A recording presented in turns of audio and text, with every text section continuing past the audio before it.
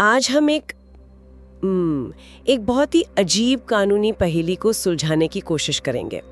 एक ऐसा कानून जो ढाल बनने के लिए बना था, वो तलवार कैसे बन गया? मतलब एक कानून जो आदिवासी ज़मीनों की हिफाजत के लिए था, आज उसी का इस्तेमाल करके उनकी ज़मीनें छीनी जा रही हैं। और ये कोई छोटी मोटी बात नहीं है। हमारे हाथ भरूच के डॉक्टर भाविन कुमार शांतिलाल वसावा का लिखा एक लेख लगा है जो आईने की तरह दिखाता है कि कैसे गुजरात के आदिवासी इलाकों में जमीन का एक बहुत बड़ा खेल चल रहा है। तो आज हमारी इस गहरी पड़ताल का मिशन इस खेल के नियमों को समझना है और उस एक सवाल का जवाब खोजना है जो पूरी व्यवस्था पर उंगली उठाता है।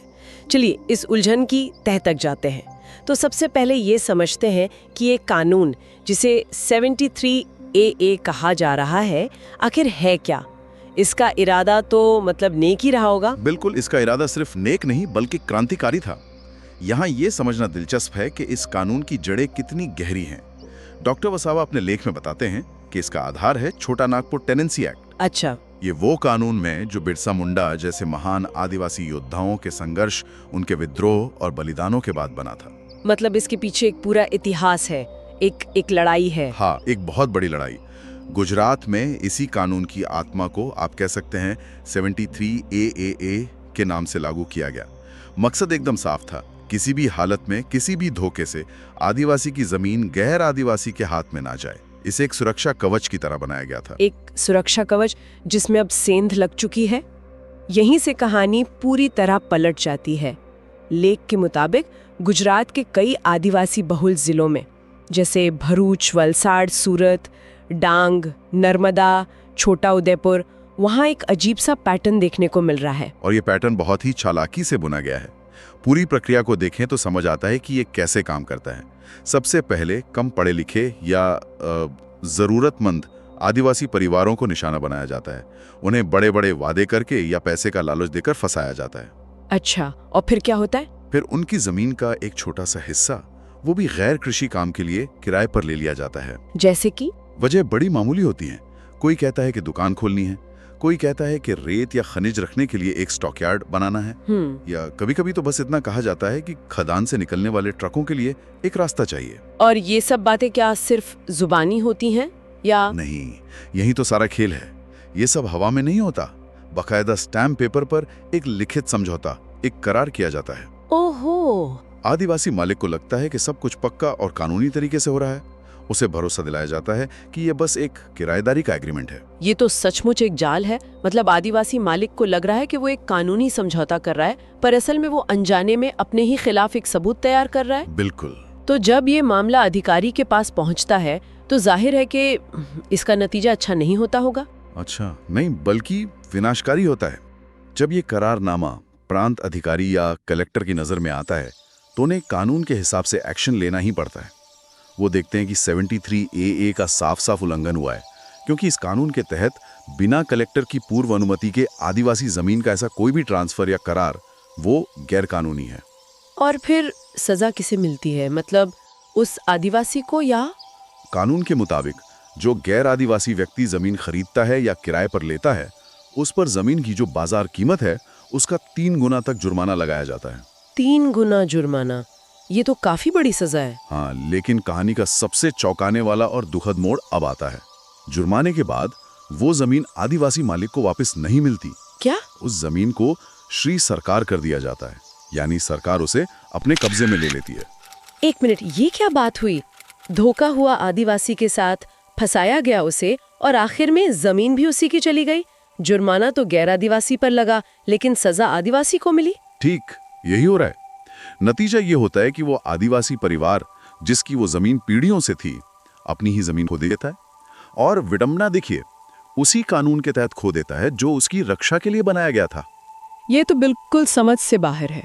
और यहीं पर वो बड़ा सवाल उठता है जिसका जिक्र डॉक्टर वसावा के लेख में बार बार आता है। अगर ये सारी प्रक्रिया कानून के हिसाब से चल रही है तो जमीन जब्त होने के बाद मूल आदिवासी मालिक को वापस क्यों नहीं दी जा रही? ये सवाल तो मतलब हवा में लटका हुआ है। यही इस पूरे मामले का सबसे पेचीदा और परेशान करने वाला पहलू है। लेख इस बात पर जोर देता है कि ये कोई 1-2 अलग-अलग मामले नहीं है जहां गलती से ऐसा हो गया हो, बल्कि ये एक सुनियोजित साजिश लगती है। लेकिन क्या इसे एक पैटर्न या साजिश कहना जल्दबाजी नहीं होगी? हो सकता है ये बस अलग-अलग जिलों में अधिकारियों की तरफ से कानून की एक जैसी सख्त व्याख्या हो।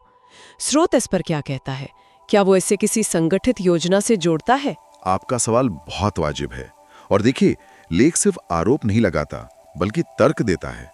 तर्क ये है कि अगर व्यवस्था का इरादा सिर्फ कानून का उल्लंघन रोकना होता, तो जुर्माना लगाकर और चेतावनी देकर जमीन मूल मालिक को लौटा दी जाती।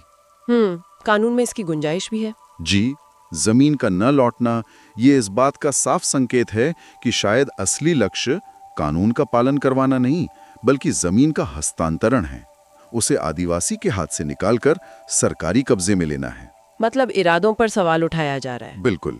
लेखक का मानना है कि ऐसा लगता है मानो जानबूझकर भोले भाले आदिवासियों से ऐसे दस्तावेज बनवाए जा रहे हों ताकि उनकी जमीनें कानूनी तौर पर छीनी जा सकें।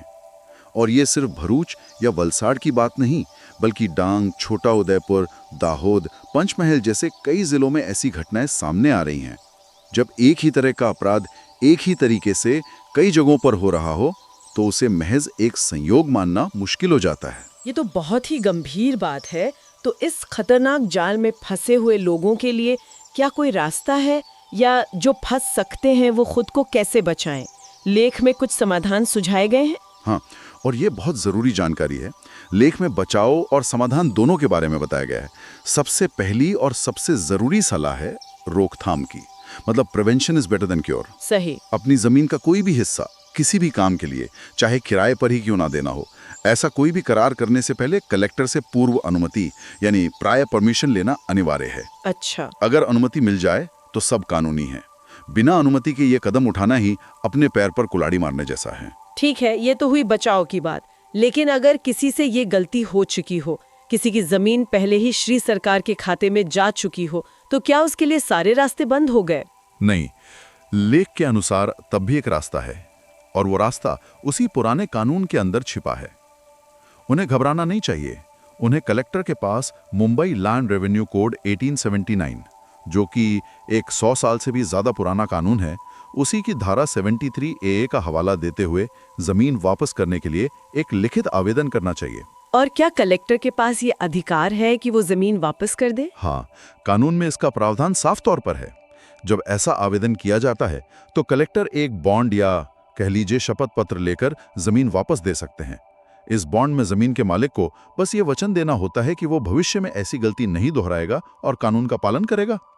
तो उम्मीद है, लेकिन इसके लिए जागरूकता और सही कानूनी कदम उठाने की जरूरत है। ये जानकारी तो बहुत काम की है, लेकिन इस कहानी में एक तीसरा किरदार भी है, वो गैर आदिवासी जो ये जमीन खरीद रहा है या किराए पर ले रहा है। क्या लेख में उनके लिए भी कोई चेतावनी है? हाँ, और बहुत सख्त चेतावनी है। जो लोग ये सोच रहे हैं कि वो आसानी से आदिवासी जमीन पर कब्जा कर लेंगे, वो बहुत बड़ी गलती कर रहे हैं।